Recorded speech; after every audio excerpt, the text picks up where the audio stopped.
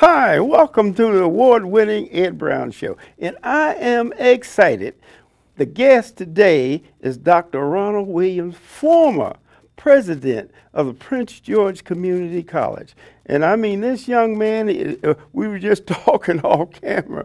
He said it's been 2 years, last time he was on the show. Seems like yesterday, because he has brought so much to Prince George County. The work that Dr. Williams did at Prince George's Community College, just outstanding. Scholastically, physically, everything. All kinds of new buildings, programs, and everything. And he stepped up now. What he's doing, he's with the College Board. He's still in education. He's trying to make it easy for you to go to college. You know how tough it is, boy. But monetarily and scholastic, you need a little change now to go. And Dr. Williams, it's great pleasure to have you back on the show. Well, I'm telling you, this is fantastic. I'm excited about it because not only has this young man done so much with the Prince George Community College and now the College Board, he's wrote a book. We'll talk about that later.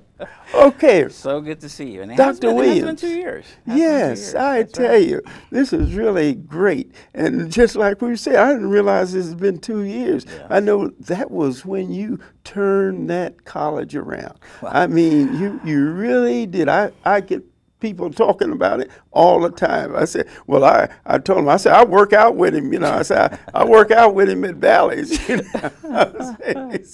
So I said, he keeps it physical and mental mind. I certainly try. But yeah, it's really flattering. Tell us about the College Board and everything.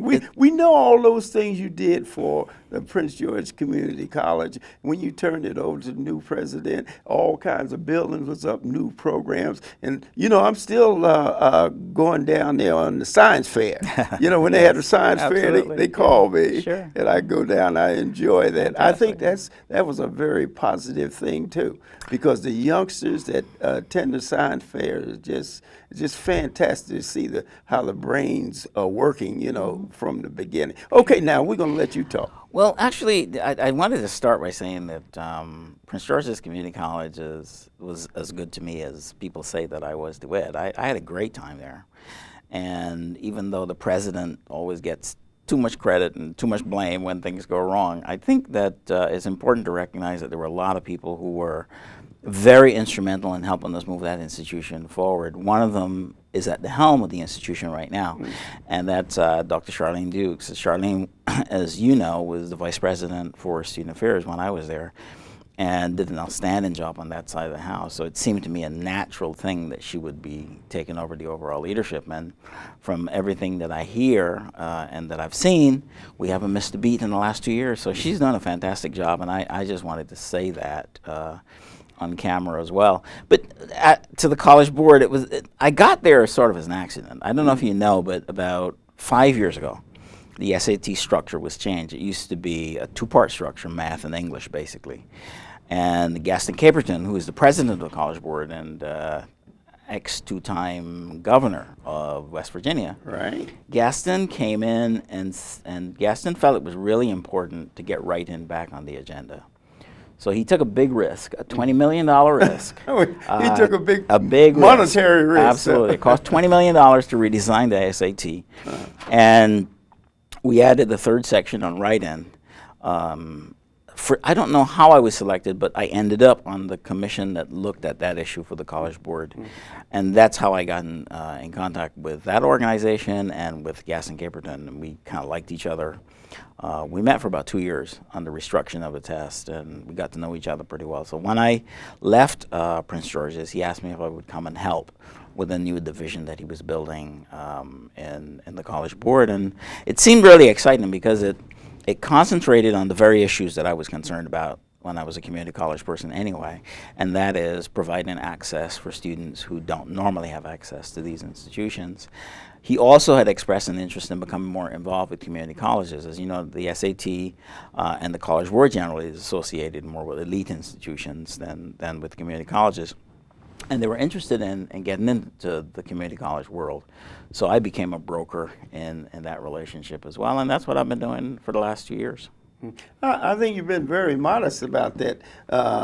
That College Board, the important things that they're doing as far as making it easier for kids to attend college, Absolutely. both monetarily and scholastically. Yeah. Tell us about that. I'm glad you asked, because for a long time we were simply a testing company. We were created in 1900 basically by the Ivy League universities to figure out how to get the best students into the Ivy League institutions. That was the job, right? That was the job. And so the test was designed to cut people off at some point and say, X get in and Y do not.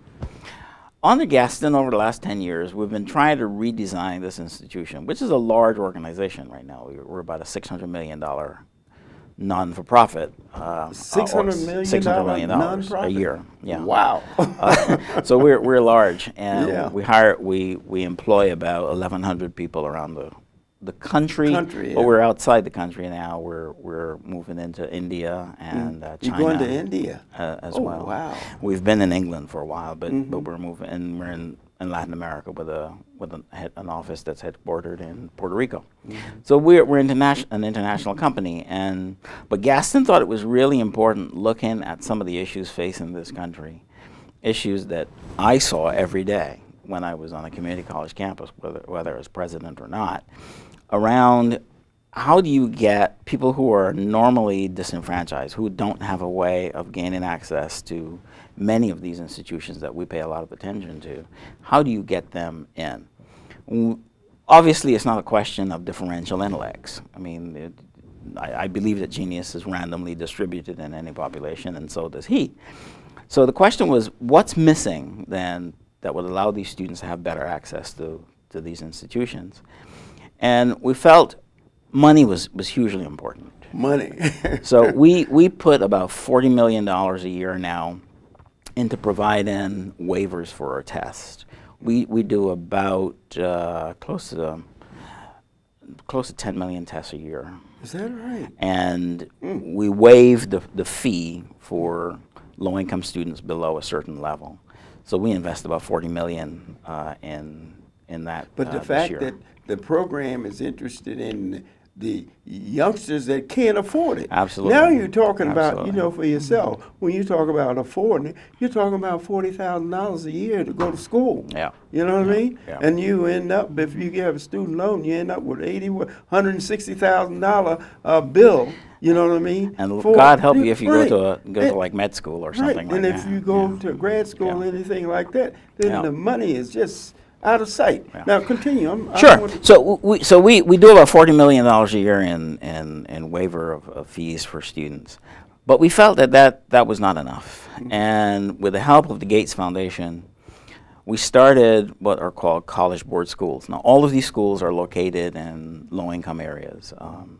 They're concentrated in New York and Florida now because we're working on a pilot, and we just had our first graduating class. No kidding. From the high schools. And you promised me, this was off camera, I won't get the promise right on the air. You're going to bring some of those students on the Ed here Brown at show some point. that Absolutely. benefited from their program. Absolutely. Right. And we were proud to say that every single one of our graduates from the New York school, College Board School, went on to a college or university. Fantastic. And a Congratulations. number of them went on to Ivies, elite institutions. So went to the Ivy League. To Ivy League. Oh. So we're very happy about that. We're very proud about it. I think the experiment is working.